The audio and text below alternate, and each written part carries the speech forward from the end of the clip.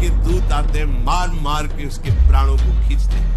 What happens after they die? You go into a state of non-existence. यमदूत बोलते हैं, वे होते तो हैं, 100% होते हैं।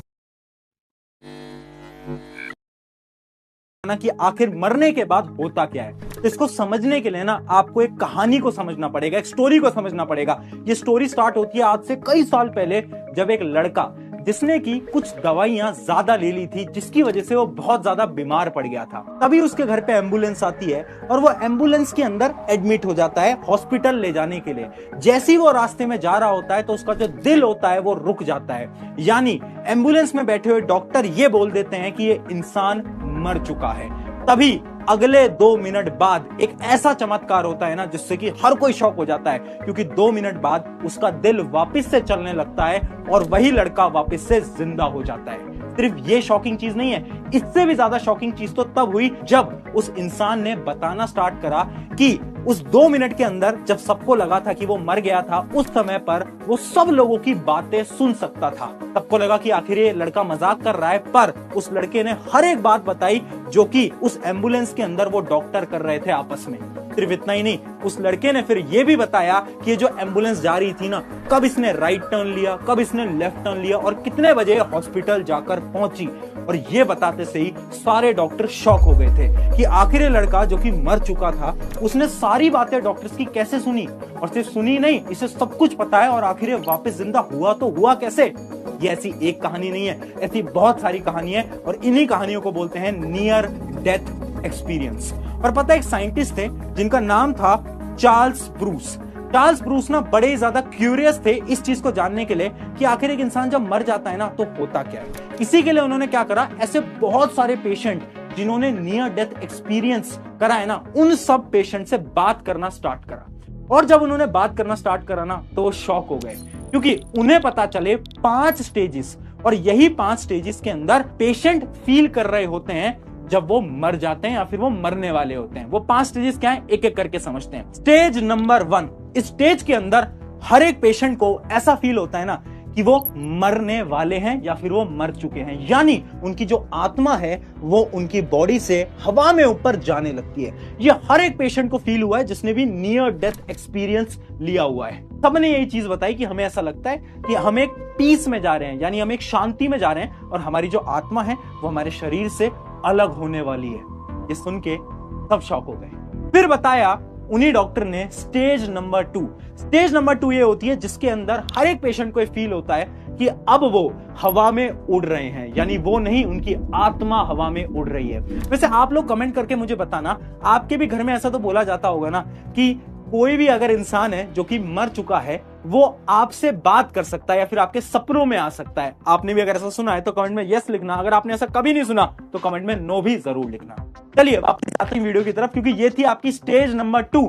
अब बढ़ते हैं स्टेज नंबर 3, जो कि चार्ल्स ने बताई। स्टेज नंबर 3 के अंदर उन्होंने ये बताया कि 32% लोगों को ऐसा लगा कि वो मरे हुए लोगों से बात कर रहे हैं, यानी वो लोगों से बात कर रहे हैं जो कि उनके बहुत करीब थे और आज के समय पर वो इस पृथ्वी के ऊपर नहीं है। स्टेज नंबर 4 उससे भी खतरनाक, क्योंकि उस समय पर हर एक पेशेंट को ऐसा लगने लगा कि एक बहुत बड़ी लाइट, यानी बहुत बड़ी रोशनी ऊपर से आ रही है, जो कि उन्हें उस रोशनी की तरफ बुला रही है।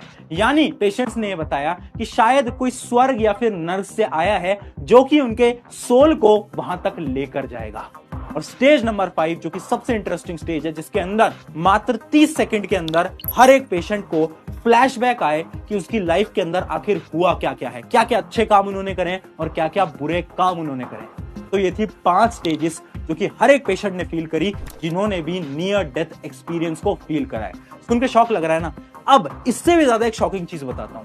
ये सारी चीजें हमारे पुराने वेद यानी गरुड़ पुराण के अंदर ऑलरेडी मेंशन्ड है। हाँ, सही सुना, गरुड़ पुराण। गरुड़ पुराण जैसे प्राचीन ग्रंथ हमें बताते हैं कि जब मृत्यु की घड़ी आती है तब एक घने धुंध से यमदूत आते हुए नजर आते हैं। बड़ा सा शरीर, लाल आंखें, लंबे नाखून और चेहरे पर एक डरावनी मुस्कान लिए। गरुड़ पुराण के अंदर 3 चीजें लिखी हैं कि जैसे ही एक इंसान मर जाता है ना, तो उसके साथ 3 चीजें होती हैं। सबसे पहली चीज कि जो आपकी डेथ होती है वो फास्ट नहीं होती, डेथ बड़ी स्लो प्रोसेस है। स्टेप नंबर 2 गरुड़ पुराण के अंदर ये लिखा है कि जब भी एक इंसान मर जाता है ना, तो वो दूसरे लोगों से बात कर सकता है और वो दूसरे लोगों की बातें सुन भी सकता है जो कि उस समय पर बोल रहे हैं। जैसे कि इमेजिन करो आप एक ऑपरेशन थिएटर के अंदर हो, उस समय पर डॉक्टर जो भी बोल रहे हैं वो तुम सुन सकते हो, ऐसा भी गरुड़ पुराण के अंदर लिखा है। और तीसरी चीज जो कि गरुड़ पुराण के अंदर लिखी है वो ये है कि आपका जो सोल है वो आपकी बॉडी से दूर होने लगता है और आपकी बॉडी वहीं पर रह जाती है जबकि आपका सोल चला जाता है। बहुत इंटरेस्टिंग है ना, पर रियलिटी कुछ और है, क्योंकि इन रियलिटी साइंस इन सारी चीजों का एकदम अलग एक्सप्लेनेशन देती है। तो चलिए अब समझते हैं कि आखिर साइंस क्या बताती है कि जब एक इंसान मर जाता है तो आखिर होता क्या है। तो साइंस के अकॉर्डिंग जैसे एक इंसान मर रहा होता है उस समय पर सबसे पहले उसका जो दिल है यानी जो उसका हार्ट है जो कि ब्लड को पंप करता है, वो हार्ट ब्लड को पंप करना बंद कर देता है, यानी वो रुक जाता है।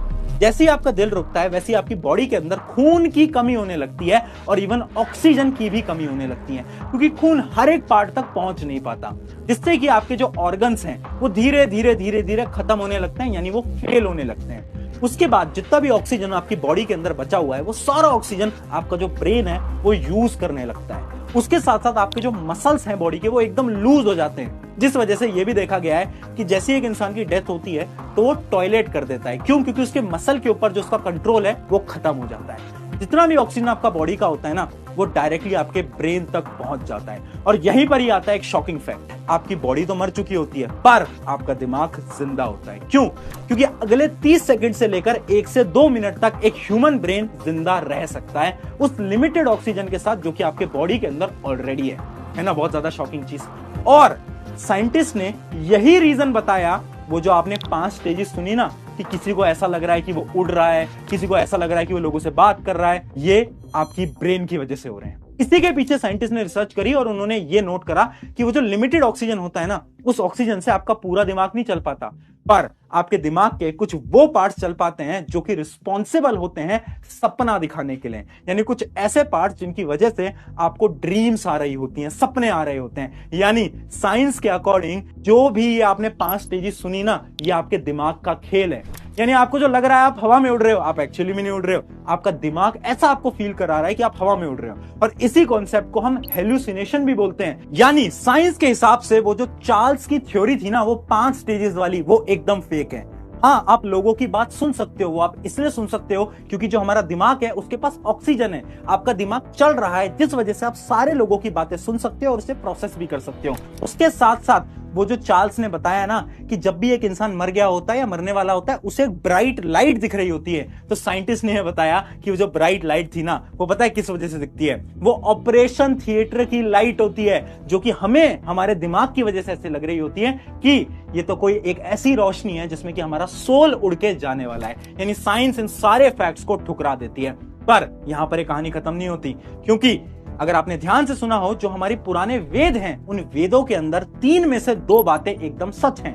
क्योंकि उसके अंदर पहली बात ये लिखी थी कि इंसान की जो मौत है वो एकदम स्लोली होती है, जो कि साइंस भी एकदम बोलती है कि हाँ एकदम स्लो प्रोसेस है। सबसे पहले आपका दिल रुकेगा, फिर ऑर्गन सिस्टम रुकेंगे और धीरे धीरे आपका दिमाग भी बंद होने लगेगा।